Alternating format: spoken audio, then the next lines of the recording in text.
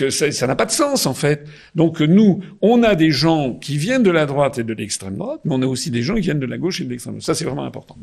Mais François Asselineau, donc, vous avez réussi à vous extraire un petit peu de cet emplacement à l'extrême droite où on a voulu vous mettre. Et pourtant, quand on vous écoute, donc vous avez réfléchi à une colonne vertébrale de souverainisme, ça n'arrive pas à imprimer puisque quand on regarde les sondages, on est à 0,5% au présidentiel. Quand on regarde les sondages, là, vous n'arrivez pas à décoller, alors que les autres partis qui prônent ce fédéralisme européen, comme vous dites, ils font tous à peu près la même chose, eh bien, eux, on a l'impression qu'on les suit. Donc, c'est un parti de suiveurs contre un parti de contrariants, quelque part, et ça demande du courage d'être contrariant. Donc, mais il faut quand même aider les gens à venir vers vous. Donc, qu'est-ce qui fait qu'ils n'arrivent pas à venir jusqu'à vous? Alors, d'abord, si vous voulez, on se revoit au mois de juin, au mois de juillet.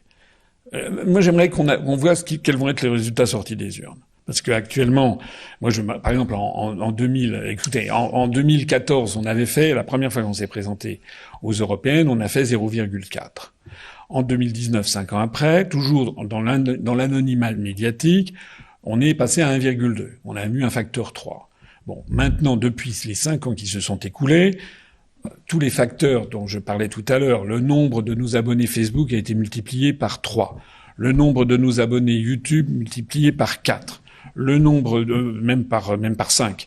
Le nombre de nos vues qui a été multiplié par 4, etc., etc. Donc on a un facteur 3 ou 4, voire 5, sur tous les facteurs quantifiables. Mais donc vous avez la visibilité. Ça nous donne donc à penser que nous allons voir les résultats. Moi, je ne crois absolument pas dans les sondages actuels. D'ailleurs, bon, je vais pas jouer le teaser, mais il y a, vous savez, peut-être des sondages qui sont réalisés par des ministères de souveraineté en ce moment et qui donnent des résultats très largement différents de ce qu'on a dans la presse commerciale.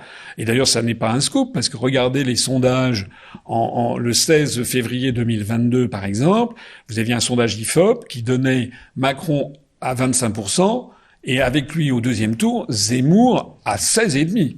Et c'était un mois et demi avant le premier tour. Or, en fait, il n'a pas fait 16,5, il a fait 7. Le même sondage donnait Madame Le Pen à 16, Madame Pécresse à 15, elle n'a pas fait 15, elle a fait 4. On est d'accord. Donc et la commission des sondages avait signalé que c'était des faux sondages. Nous-mêmes, en 2019, on avait des sondages qui nous donnaient à 0,5, on a fait 1,2. Donc moi, je sais qu'actuellement, les gens qui me font confiance, etc., je pense que nous avons une très forte probabilité de dépasser 3%, ce qui signifie un remboursement ce qui est très important pour nous, ça nous fera, si on est remboursé de nos frais de campagne, c'est-à-dire au moins 1 million d'euros, ça nous fera une poire pour la soif, et notamment pour préparer les échéances ultérieures, bien sûr. Et je dis et je maintiens que nous avons une possibilité non négligeable, à la surprise générale, de dépasser les 5. Je ne dis pas qu'on va faire 25, ça c'est impossible parce que il y a le mur de la notoriété. Mais ce que je vois, c'est que partout, on a un très bon accueil sur le terrain. Regardez aussi dès que je fais des vidéos, etc. Regardez, allez voir. Tiens, par exemple, quand je suis allé à Europe 1, allez regarder. Non seulement, là, je crois qu'on est, au moment même où on parle, je crois qu'on est à quelque chose comme 64 000, 65 000 vues sur le replay d'Europe 1. C'est très supérieur à toutes les vidéos avant et après. Et allez regarder les commentaires. C'est pas du bidouillage de notre part. On n'a pas les moyens de bidouiller. Allez regarder les commentaires. Maintenant, allez regarder les commentaires quand vous avez une vidéo avec Glucksmann. Avec Glucksmann, les commentaires. Alors, Parti socialiste. Oui, mais sont terribles. Enfin, je veux dire, il a sur le dos énormément de gens qui savent qu'en fait c'est un agent américain. Enfin, il n'y a que ça. Et c'est pas uniquement des gens de chez nous. C'est des gens de LFI, c'est des anciens communistes, etc. Ce qui me donne à penser.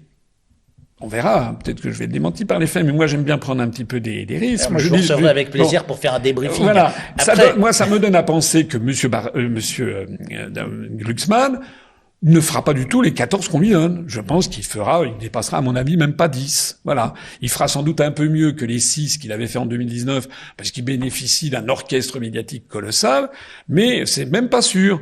Et donc ça fait partie des surprises. De la même façon que je suis assez convaincu que M. Bardella ne fera pas les 32. D'ailleurs, regardez ce qui s'est passé Par exemple, les régionales de 2021, je parle pas du Pléistocène, hein, je parle pas de l'homme de Cro-Magnon, je parle des régionales de 2021. J'ai regardé les sondages, les derniers sondages avant le scrutin en 2021. Par exemple, dans la région Hauts-de-France, vous donnez en 1 Xavier Bertrand avec 33%, en 2 Sébastien Chenu du Rassemblement National avec 32%.